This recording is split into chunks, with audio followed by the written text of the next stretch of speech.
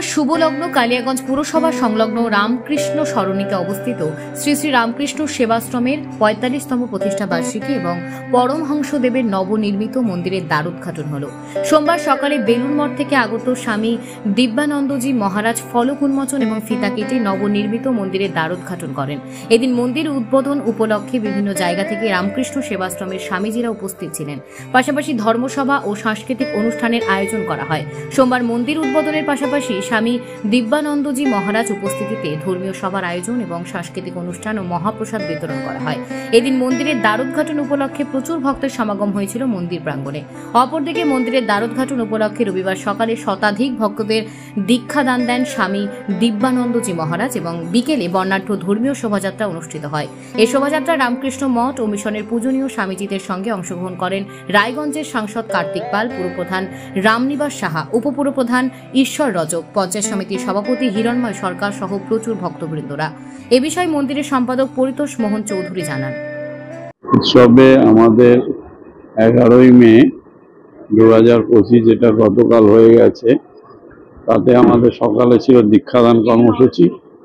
শ্রীমৎ স্বামী দিব্যানন্দজি মহারাজ দীক্ষাদান করলেন 100 জন ভক্তকে। তারপরে আমাদের কুইজ প্রতিযোগিতা ছিল স্কুল ভিত্তিক। তারপরে বিকেলে আমাদের বর্ণাঢ্য শোভাযাত্রা ছিল, সেটা হয়ে গেছে এবং সন্ধ্যায় সঙ্গীতা অনুষ্ঠান ছিল। জলপাইগুড়ি সাহুডাঙ্গির মহারাজ সেই সঙ্গীত অনুষ্ঠানে অংশ নিয়েছিলেন। কালকে আমাদের যে শোভাযাত্রা হয়েছিল তাতে বেলুড় মঠ থেকে বিভিন্ন রামকৃষ্ণ মিশন থেকে 12 জন মহারাজ সেই শোভাযাত্রায় ছিলেন। তারপরে আজকে আমাদের সকালে এই নবনির্মিত মন্দিরদের বহু আকাঙ্ক্ষিত সেই মন্দিরের শুভ উদ্বোধন করলেন পূজনীয় শ্রীমৎ স্বামী দিব্যানন্দজি মহারাজ এবং পূজনীয় অন্যান্য মহারাজরা। তার সাথে আমাদের সেই অনুষ্ঠানগুলো চলছে।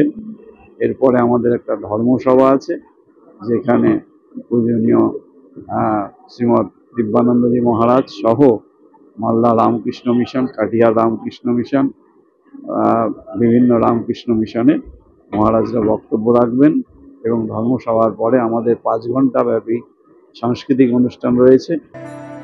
উত্তর দিনাজপুর থেকে অনুপ জয়সওয়ালের প্রতিবেদন, নিউজ টুডে।